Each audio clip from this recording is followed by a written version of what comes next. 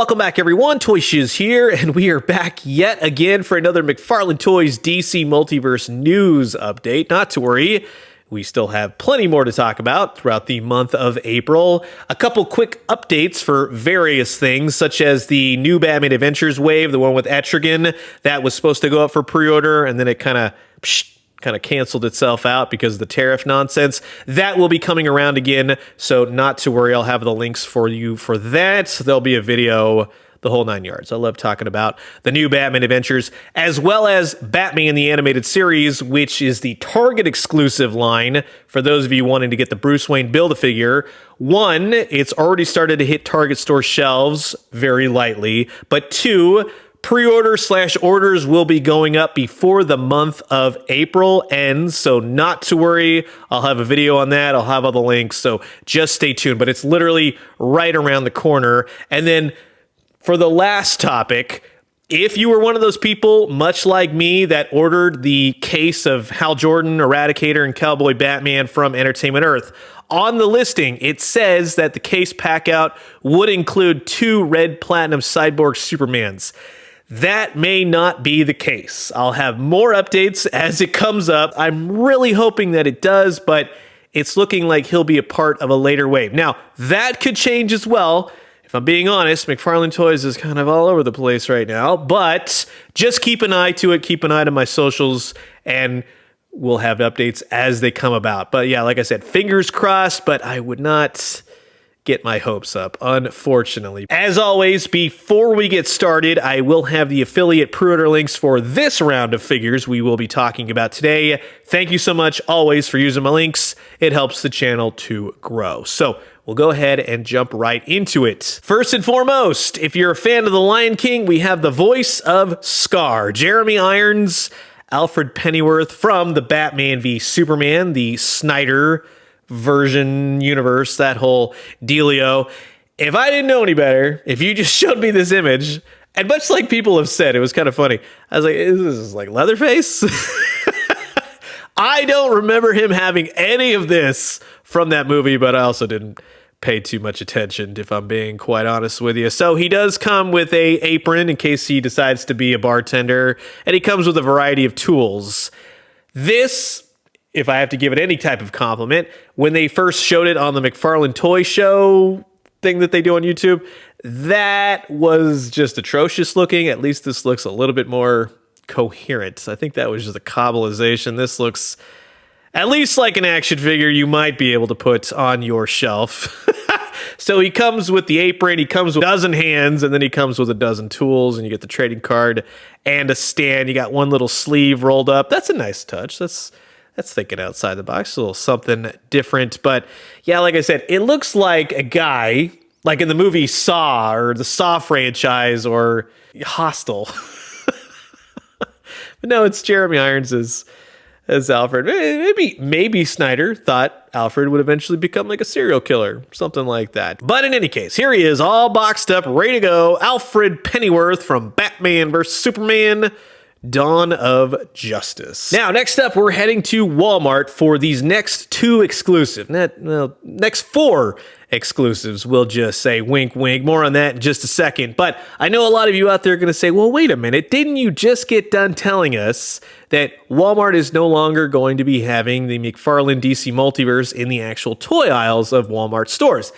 Yes, that is a very real thing. So it's all moving to the back where the Funko Pops and NECA figures and everything else is. So you have the digital line, you got the McFarlane Collector's Edition line, and then we'll say, fingers crossed, these somehow make it back there, or they're just going to be available online. This is also up in the air. And this is kind of what happens. And I mean this in the most straightforward way. This is not like supposed to be confusing, or there's not like, well, what does he mean by this?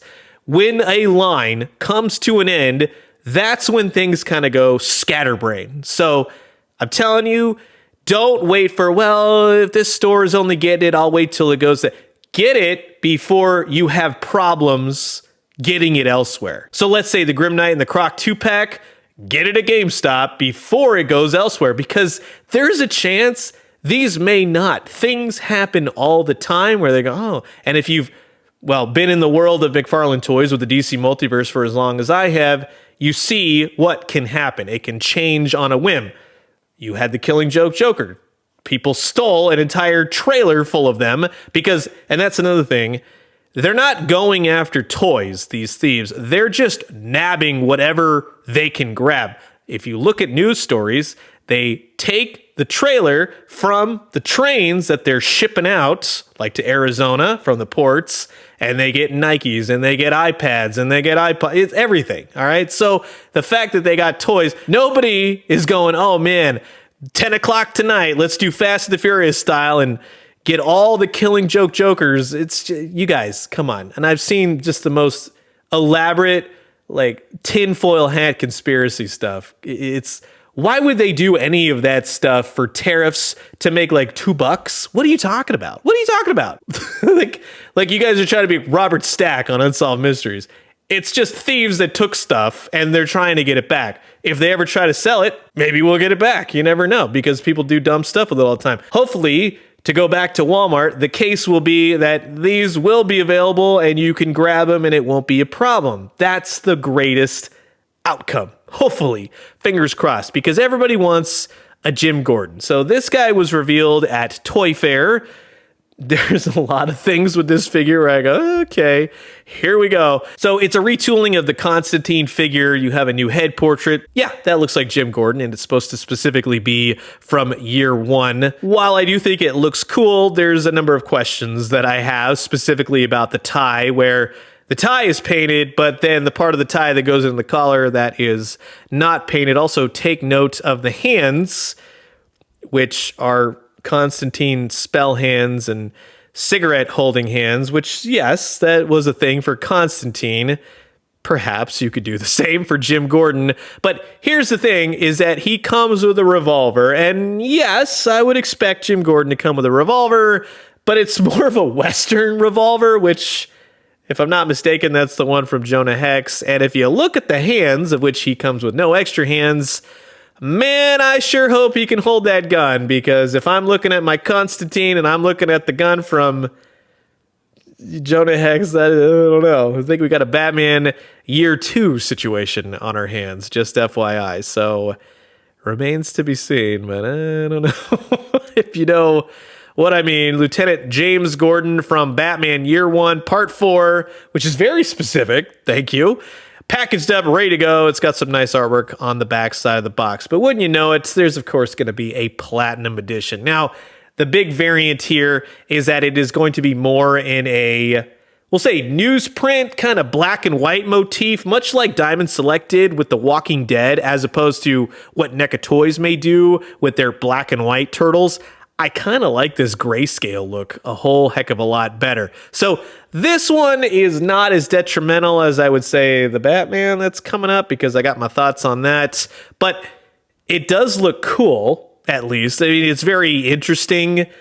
This is not something I necessarily need nor want. I would definitely want the more Technicolor version of Lieutenant James Gordon from Batman Year 1, Part 4. But you get the idea here. Here he is all packaged up, ready to go. So there you go. Platinum Edition, gold label for Walmart. Unless they flip the script and then this one goes elsewhere. Who knows anymore? But plan on it only being at Walmart until we know more. And with Lieutenant James Gordon, we also have Batman. And Batman, he looks pretty cool, I have to say. It's kind of a retooling of, let's say, the Rebirth Batman, I'm thinking, or different parts and pieces.